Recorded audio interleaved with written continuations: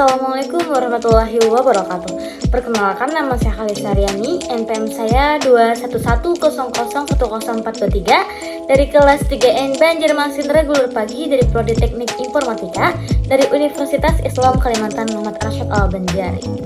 Nah, di video kali ini saya akan menjelaskan mengenai program yang saya buat, yaitu program penjualan mobil yang menggunakan program C++ dengan dosen pengampu Bapak Nur Alamsyah Skom Mkom dari mata kuliah pemrograman terstruktur dengan beberapa persyaratan.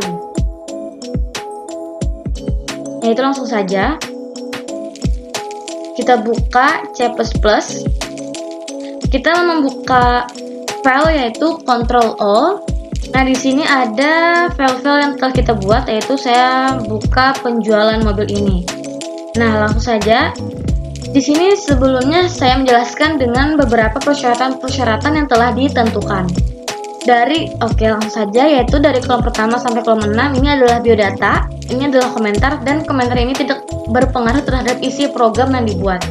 Komentar tidak di-compile oleh compiler. Setelah itu saya masukkan 3 include, yaitu include IOStream, include Windows H, dan include String H. Yang pertama kita jelaskan dulu apa itu include IOStream.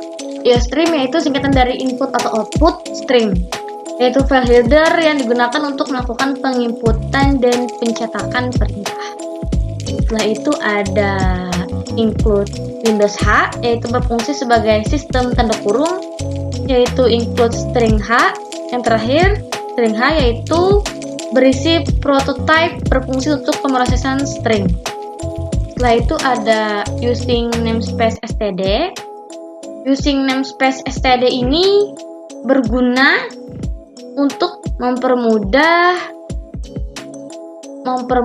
pengkodingan, karena C++ biasanya kita masukkan fungsi chin and chod harus menggunakan std. Setelah itu langsung saja kita masukkan dengan persyaratan yang telah ditentukan, yaitu ada tipe data dan variabel minimal 3 jenis yang berbeda. Nah, di sini terlihat variabel terdiri dari karakter, integer, dan string. Di sini saya menggunakan char, integer, dan string. Char ini digunakan untuk menampung satu buah karakter, baik itu huruf maupun angka.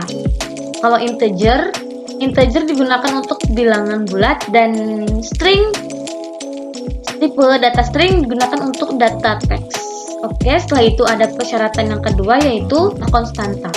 Konstanta di sini kita lihat konstanta bersifat tetap dan tidak dapat berubah. Di sini saya menggunakan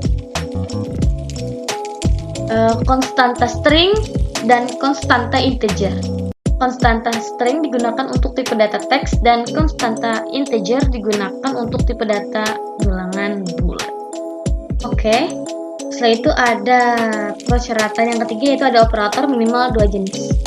Di operator ini saya menggunakan untuk pentotalan harga. Ini.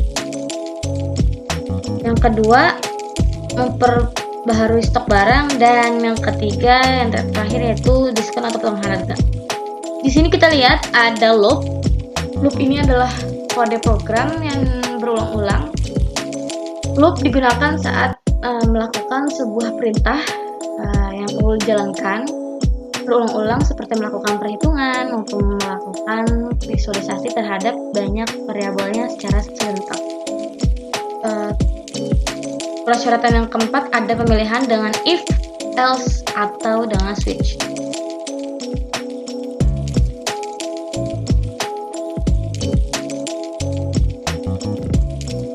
Nah, di sini dapat dilihat ada if, else, dan switch. Nah, if ini merupakan sebuah perintah untuk mengeksekusi sebuah pilihan. Else if adalah sebuah pilihan alternatif dalam penyelesaian dari kondisi yang diinginkan. Else if diletakkan setelah pernyataan if. Kita ada switch.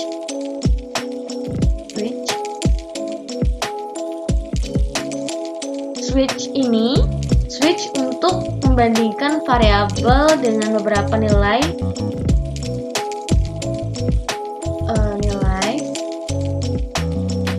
terdiri dari switch yang digunakan untuk memasukkan nama variabel dari case untuk nilainya dan case untuk nilainya. Di sini saya menggunakan if else dan switch case. Nah ini dan switch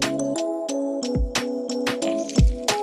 Nah, di dalam case ini terdapat CLS. CLS ini digunakan untuk membersihkan layar pada program yang akan dijalankan sehingga program dapat menentukan saat atau menghapus data yang telah dijalankan tanpa harus menutup program tersebut dan membukanya lagi. Oke, setelah itu ada persyaratan yang kelima. Persyaratan yang kelima ada while, do while, dan for. Minimal 2 dari 3 jenis perulangan. Oke, di sini saya menggunakan do while dan for. Jadi persyaratan yang terakhir adalah array. Array berfungsi sebagai tempat penyimpanan sejumlah data bertipe sama. Nah, di sini saya memakai array integer. Putaran lagi. Kita lihat yang kedua, itu input penjualan kita ketik dengan nama Ica. Pada barangnya dengan tenokart 2 HRP. Nah, di nama barang dan harga ini otomatis jumlah barang yang kita beli adalah 2. Kalau kita mau menginput Y yaitu melanjutkan penjualan, kalau N yaitu mengakhiri penjualan. Lalu kita klik dengan Y yaitu melanjutkan untuk membeli lagi dengan nama Caca. Mau beli mobil HRP juga yaitu nomor 2. Nah, di sini otomatis juga jumlah barang yang sama 2. Nah, di sini setelah itu kalau kita mau melanjutkan penginputan yaitu mengakhiri, itu kita ketik dengan N. Nah, maka di sini adalah total 4 buah mobil yang dipesan dari Ica 2 dan Caca 2. Ini adalah total dan diskonnya 1%, jadi total yang harus dibayar yaitu 11.999. Lalu kita mau kembali ke menu utama, yaitu kita ketik satu lagi. Lalu saya mau mengakhiri, kita ketik 3 yaitu exit. Maka akan muncul otomatis yaitu terima kasih kedatangan kembali Shopee. Nah, di sini ini otomatis. Oke. Setelah selesai penjelasan video kali ini, mohon maaf jika ada kekurangan. Wassalamualaikum warahmatullahi wabarakatuh.